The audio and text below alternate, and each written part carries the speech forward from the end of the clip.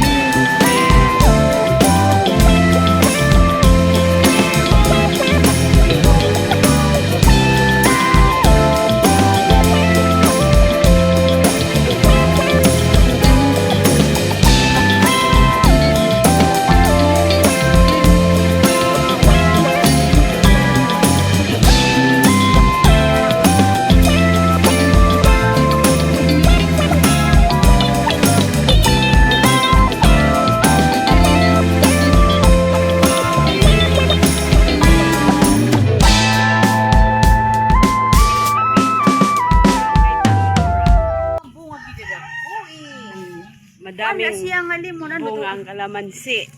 Tagalog kay sa YouTube Ay, ini. kalamansi. Nandito po kami sa ano. Oo. Ang ganda ng bahay, parang sinaunang panahon. Puan. Kapag pala hulog mo sa review na. Kita sa wikis. Kita sa sunod na wikis.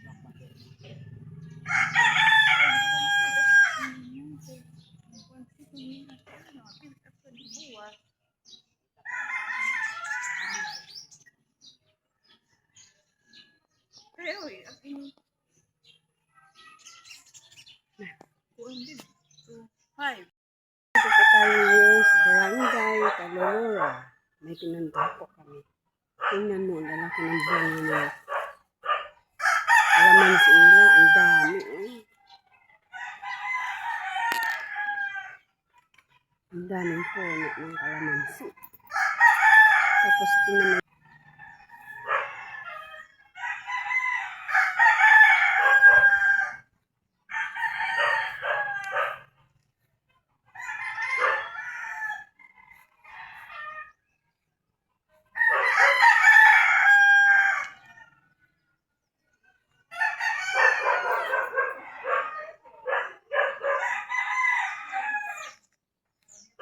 Lawa.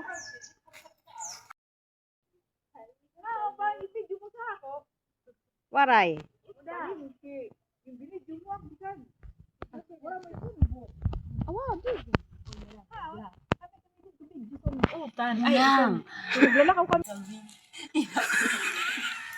Ayan po, pauwi na kami dyan.